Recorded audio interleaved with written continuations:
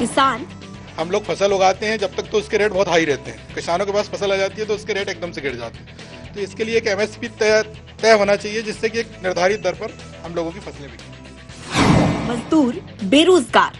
ये चुनावी बजट रहेगा और बजट में टैक्स स्लैब बहुत बड़ा मुद्दा रहेगा। मोदी सरकार के बजट को लेकर क्या है आम जनता की राय? बजट सत्र का प्रारंभ हो रहा है।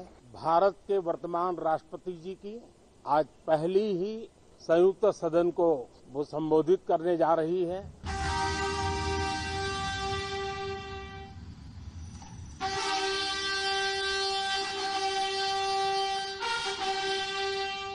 मैं आज इस सत्र के माध्यम से देशवासियों का आभार व्यक्त करती हूँ कि उन्होंने लगातार 2 बार एक स्थिर सरकार को चुना है। मेरी सरकार ने देश हित को सदैव सर्वोपरि रखा। सर्जिकल स्ट्राइक से लेकर आतंकवाद पर कठोर प्रहार तक, LOC से लेकर LAC तक, आर्टिकल 370 को हटाने से लेकर 3 तलाक तक मेरी सरकार की पहचान एक निर्णायक सरकार की रही। कोरोना काल के दौरान दुनिया भर में किस तरह गरीब के लिए गुजारा मुश्किल हो गया था, लेकिन भारत उन देशों में से एक है जिसने गरीब का जीवन बचाने का सर्वोच्च प्राथमिकता दी। ये एक संवेदनशील और गरीब हितैषी सरकार की पहचान है। किसानों के सामर्थ्य को बढ़ाने के लिए FPO यानी फार्मर प्रोड्यूसर ऑर्गेनाइजेशंस की स्थापना से लेकर फसलों के MSP में वृद्धि करते हुए मेरी सरकार छोटे किसानों के साथ मजबूती से खड़ी। आदिवासी गौरव के लिए तो मेरी सरकार ने अभूतपूर्व फैसला किए हैं। पहली बार देश ने भगवान बिरसा मुंडा के जन्म दिवस को जनजातीय गौरव दिवस के रूप में मनाना शुरू किया। देश के शहरों में प्रदूषण कम करना भी हमारी बहुत बड़ी प्राथमिकता है।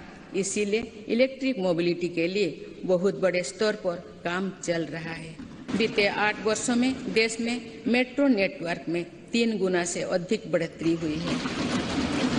आइए हम राष्ट्र निर्माण के इस महायज्ञ में संविधान की शपथ को पूरा करें। धन्यवाद। जय हिंद, जय भारत। तो भारत आत्मनिर्भरता की ओर एक कदम और बढ़ा रहा है। ऐसे में मोदी सरकार के साल का अंतिम बजट भी पेश होने वाला है। वित्त मंत्री निर्मला सीतारमण ये बजट पेश कर रही है। ऐसे में बच्चों की शिक्षा से लेकर बुजुर्गों की दवाइयों तक क्या कुछ खास रह सकता है, आइए जानते हैं आम जनता की राय। नमस्कार, बहुत स्वागत है आपका साधना न्यूज में और मैं हूं आपके साथ रुकमा खोबरी। कल भारत देश के लिए काफी खास दिन है। क्यों? क्योंकि कल वित्त मंत्री निर्मला सीतारमण अपना बजट पेश करेगी। अब इसको लेकर जानते हैं कि आखिर लोगों को क्या विचार है, आखिर वो बजट को लेकर क्या सोचते हैं और इस बार बजट में उनके लिए क्या खास है, क्योंकि उम्मीदें काफी लगाई जाती हैं। तो इस वक्त हमारे साथ में कुछ लोग मौजूद है, उनसे भी बातचीत करते हैं। सर, क्या नाम है आपका? रामकृष्ण गोंशी जी, रामकृष्ण जी, क्या करते हैं आप? हम खेती करते हैं। किसान हैं आप? तो क्या उम्मीदें लगाकर बैठे हैं आपकी इस बार बजट में क्या खास रहेगा किसानों के लिए? बजट में खास तो हर बार एक जैसे ही रहता है, लेकिन इस बार कृषकों के लिए कृषि उपकरण जो हैं उन पे सब्सिडी होना चाहिए। यहाँ से चल के किसान जो उपज करते हैं उसके सही दाम नहीं मिल पाते हैं, वो सही दाम मिलना चाहिए। यूरिया DAP की जो कमी होती है वो समय पे आपूर्ति करना चाहिए ताकि किसानों को अधिक से अधिक लाभ मिल सके।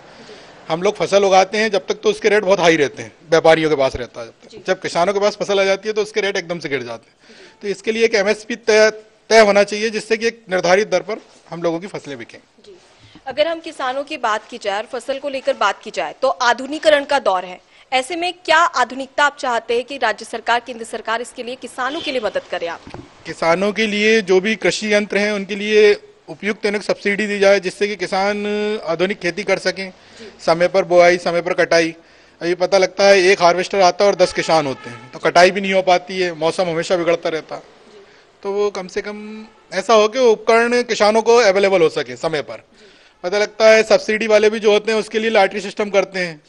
100 किसान होते हैं और 2 किसानों को प्राप्त होता है, बाकी के किसान वैसे ही रह जाते हैं। तो एक हर ग्राम के लिए पर्टिकुलर एक लॉटरी सिस्टम होना चाहिए, ना कि एक ब्लॉक के लिए। भाई ब्लॉक लेवल पर जो लॉटरी सिस्टम होता है उससे कहने का मतलब 2-3 किसान ही लाभान्वित हो पाते हैं, जबकि हर ग्राम में किसान होते हैं। तो हर ग्राम के लिए एक अलग से ऐसा लॉटरी सिस्टम होना चाहिए जो पंचायत लेवल पर हो। जिससे किसानों को लाभ मिल सके। खाद की किल्लत की बात करें तो मध्य प्रदेश की भी अगर बात कर ली जाए तो काफी खाद की किल्लत थी। ऐसे में कई बार किसान परेशान होते भी नजर आए थे, उसको लेकर आप क्या कहना चाहेंगे? किसानों को सरकार द्वारा जो भी है यानी कि ब्लॉक लेवल पर ही खाद अवेलेबल करवाया जाता है, जबकि किसानों के लिए सहकारी समितियां बनाई गई हैं, लेकिन उनको यानी मतलब लाभ नहीं दे पा रहे हैं। समितियों को यदि दिया जाए, खाद समय पर उपलब्ध कराया जाए तो किसानों को अवेलेबल करवाएं, तो पता लगता है ब्लॉक लेवल पर ही आप खाद अवेलेबल करवाते हैं, जिससे मुश्किल से लाइन लगती है, बहुत सारी भीड़ होती है आए दिन, और किसानों कुछ को मिलता है, बेचारे जो गरीब किसान है उनको लाभ ही नहीं मिल पाता है। बड़े बड़े किसान ले जाते हैं यूरिया, तो किसानों तक ये लाभ पहुंचना चाहिए। कुछ और भी लोग हैं, उनसे भी बातचीत करते हैं। जी, क्या नाम है आपका? नवीन रघुवंशी। आप क्या करते हैं? हम भी किसान हैं। आप क्या कहना चाहेंगे, इस बार बजट से आपको क्या उम्मीद? बजट तो हमेशा एक जैसे ही है और इस बार भी उम्मीदें तो हैं, क्या पता क्या होगा आगे। मैं जैसे कि इन्होंने जो बोला डीएपी हुआ और यूरिया हुआ, आज डीएपी के रेट ज़्यादा हो रहे हैं और महंगाई बढ़ती जा रही है, किसानों की आय नहीं बढ़ रही है। आज जैसे आज गेहूँ अभी आने वाला है, आज मार्केट में रेट 3,000 रुपये चल रहा है गेहूँ का। जब किसानों का गेहूँ आएगा तो बहुत 2200-2300 रुपये हो जाएगा। तो इसमें किसान सोचता है कि ये मैं क्या करूं, इसमें किसान को लॉस हो रहा है। डीएपी समय पे नहीं मिल पा रहा है, बोनी सही टाइम पे नहीं हो पा रही है, यूरिया के लिए लाइन लगी है 3-3 4-4 दिन, किसान परेशान हो रहा, भूखा प्यासा बैठा है लाइन में। डीजल के रेट डेली बढ़ रहे हैं, मगर किसानों की आय नहीं बढ़ रही है। तो कुल मिलाकर देखा जाए तो किसान काफी प्रताड़ित है। अगर हम बात करें 2023 के अंत में 9 राज्यों में विधानसभा चुनाव आने वाले हैं, तो किसान को लेकर क्या कुछ खास कर सकती है? क्या ये चुनावी बजट माना जा सकता है? नहीं माना जाएगा, वो तो हर साल उनका कहना होता है कि हम ऐसा करेंगे वैसा करेंगे, लास्ट में वही होता है। अभी आज कोई भी मंत्री के पास चले गए, वही बोले कोई परेशानी नहीं है यूरिया की, कोई परेशानी नहीं है डीएपी।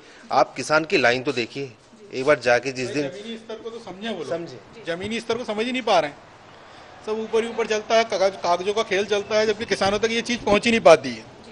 भाई किसानों को जानकर कम से कम फीडबैक तो लिया जाए। भाई मंत्री जाते हैं दौरे पे, कम से कम 10 किसानों को बिठा के चौपाल तो करें। आपका कहने का मतलब है कि जो योजनाएं किसानों के लिए लाई जा रही है, उसका क्रियान्वयन जिससे जिम्मेदारी दी गई है वो अच्छे से निर्वहन नहीं कर रहा है। किसानों को जो भी कहने का मतलब लाभ सब्सिडी बताते हैं, किसानों के लिए बजट है, इसके लिए बजट है, लेकिन किसानों को जान के पता किया जाए किसानों से। भाई एक चौपाल लगाई जाए हर गांव में, जान के मंत्री आते हैं, विधायक आते हैं, सीएम खुद आते हैं, वो मन से पूछ के चले जाते हैं, कम से कम गांव तक तो पूछें, क्योंकि मंच पर अधिकारी नेता होते हैं, जैसा बोलते हैं वैसा किसान बोल देता है, वैसा उनका चलता रहता है, लेकिन गाँव पर आकर उस चीज को समझें। आप तो अभी देख लीजिएगा, अभी गेहूं का रेट 3,000 चल रहा है, 3,032 चल रहा है मार्केट के अंदर। 2 महीने बाद नया गेहूं आने वाला हम लोगों का, उस समय रेट आप देख लीजिएगा 2100, 2200, 2300, इससे ऊपर जाना नहीं है।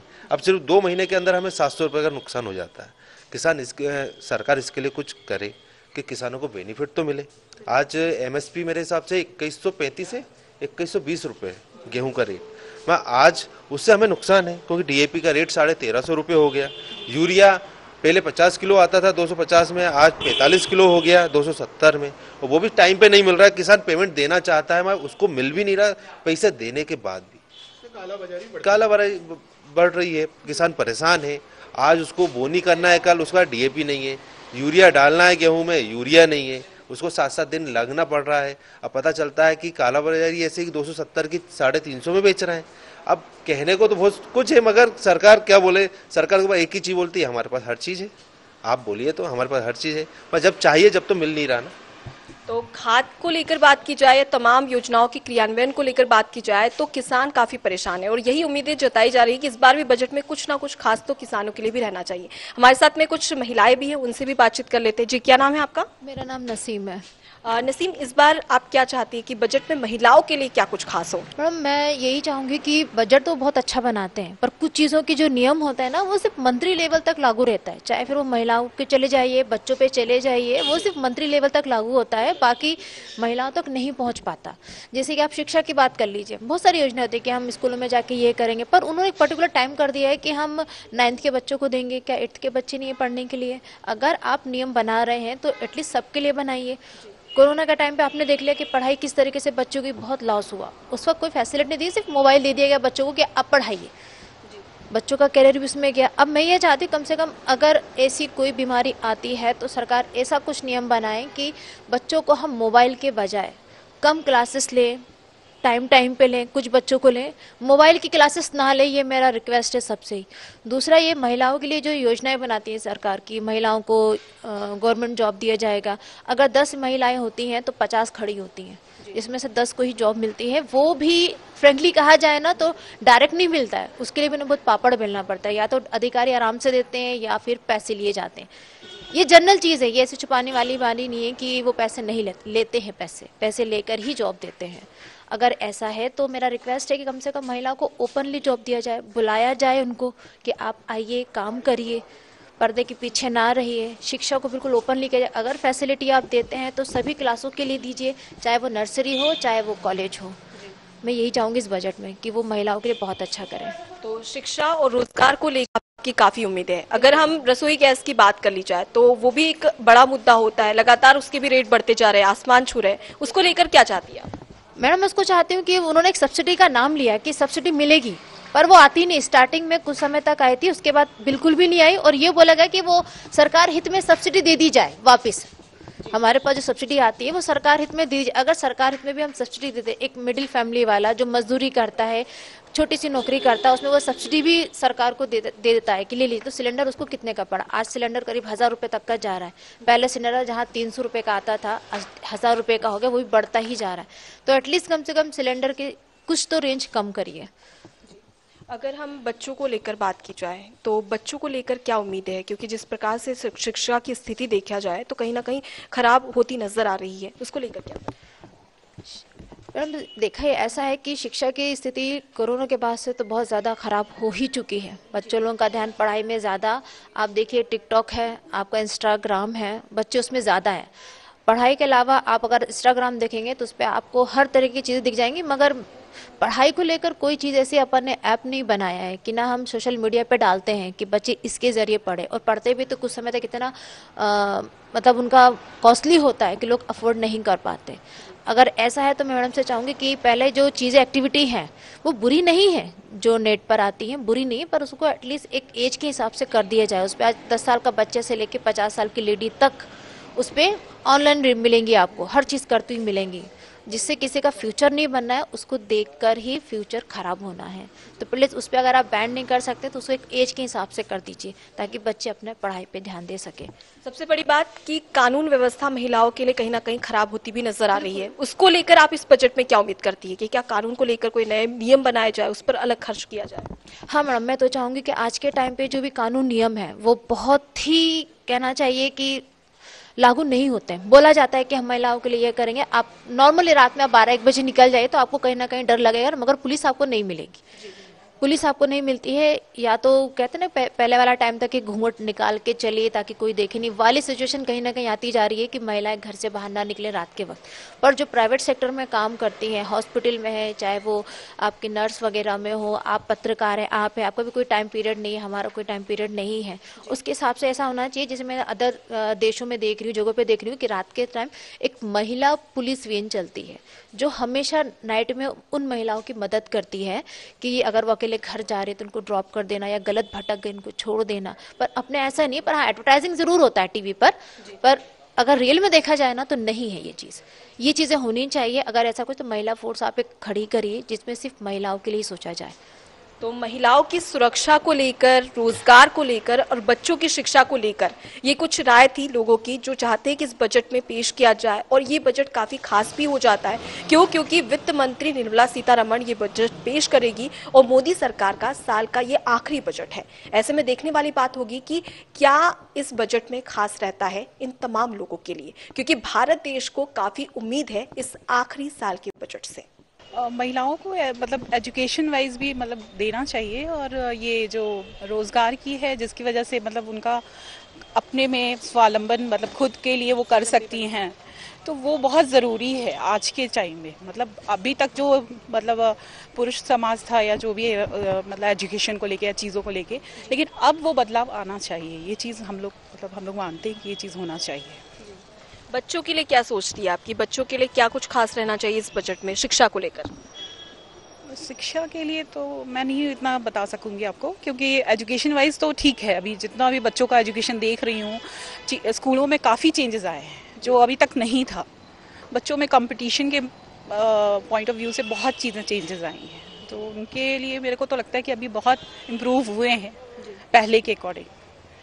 और बोर्ड वाइज भी देखा जाए तो वो भी काफ़ी चेंजेस आया है, उसमें भी जो पढ़ाई का जो मटेरियल होता था वो भी बहुत अच्छा किया गया है, चेंजेस लाए गए हैं, तो वो चीज़ के लिए मैं सेटिस्फाइड। वित्त मंत्री से अभी ये कि अभी बहुत सारी कंपनीज ले ऑफ कर रही हैं, इतने सारे 12,000 15,000 लोग अभी सुन रही हो कि एक बार में जॉब जा रही है, तो हमारे जो यंग जनरेशन जितने जॉब जा रहे उन लोगों के लिए, जॉब जनरेशन के लिए क्या एफर्ट्स हो रहे हैं, इस पे थोड़ा फोकस करने की ज़रूरत है, क्योंकि अभी बहुत सारे लोग हर जगह पे थोड़ी एम्प्लॉयमेंट की कमी है। और जैसे अभी डिजिटल सब कुछ हो गया है तो जनरेट तो हो रहे हैं एम्प्लॉयमेंट, बट और थोड़ी सी होने की ज़रूरत है, ये चीज़ मेरे को फील होता है। अगर हम रसोई गैस की बात करें या फिर सब्जियों की बात करें तो उसको लेकर आप क्या चाहती, क्या बजट में खास रहे?